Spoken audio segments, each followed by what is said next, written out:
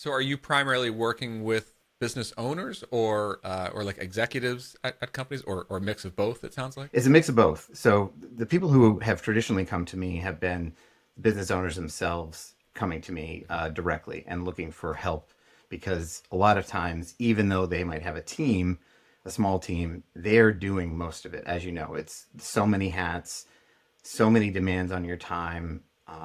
It becomes overwhelming in the sense of how do I make a decision, what thing I should focus on? Because a lot of entrepreneurs and small business owners are sort of they're clever and they've got tons of ideas and there's lots of ways to make money. The question is how do we focus on the ones that that our clients need that are meaningful to us? But Yep. I've worked with folks who they can make money 10 different ways, but we have to kind of pick a few and narrow it down. So I Yeah. I work with mean, them you on are that. speaking to my core Yeah, ongoing pain point it, as a it's business owner for sure. it's so hard, and I think oftentimes I don't care if you're in a large organization or a business owner, being at the top, being an executive, even if you're an executive over a division, it's lonely work.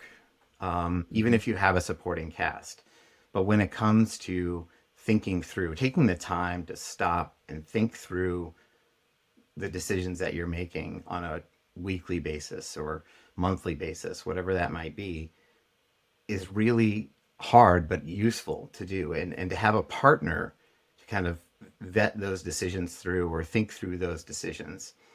And that's how I see my role is as a supporting cast to kind of listen.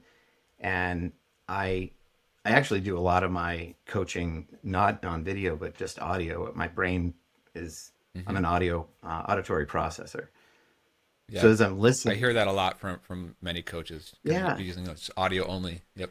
and I just for whatever reason I feel like I can tap into the nuances of what's being said, the sounds, the um, the inflections and changes in tone, and I also will like grab onto something that they said 5 minutes in, and I'll just hold it there somewhere, and then a few minutes later they're going to say something else that makes me think, oh, that could be a thing, and they say a third thing, and I might string them together and present it Yep. to them and say, hey, this seems like a thing. Is this a thing?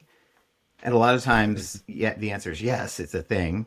Uh, but the other part of it is, I also say to them, sometimes I'm going to show you that, and you're going to say, no, that's not a thing, and we'll move on, Hmm. and that's fine too. But to be able to take all of the mess that's in our brains, talk it out. Sometimes we even catch ourselves, but to have someone who can kind of hold those pieces and tie them together and say, does this make sense? Because it seems like you're saying this Yep. is just super helpful. And then we can start to plan once we have an agreement. Totally. So Totally.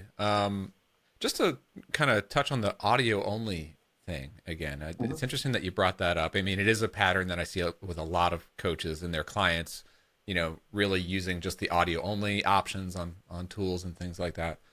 I have definitely noticed it myself, like in recording podcasts. This one we happen to be recording on both video and audio, but I've done other podcasts where it's just purely audio and we like intentionally turn off the video. Sometimes just to save bandwidth and all that. But Yeah, there is like another level of clarity when you just don't even need to worry about the video side right. of it, and it's like I don't care about how I look or how my facial expressions, but and it sort of opens up a new level of clarity to just say and listen to what's being said, right?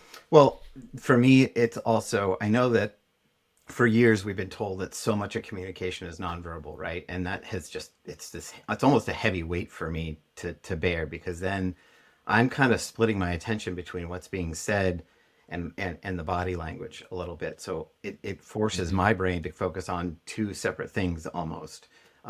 Yep. And so to be able to just listen, uh, and I'm also someone who less so now, but often I will be pacing, like walking around listening Mm-hmm. because that movement like frees my mind. I'm not paying attention to a screen. I'm up and I'm free of any distraction, just walking and Yep. and allows me to kind of really focus on the person.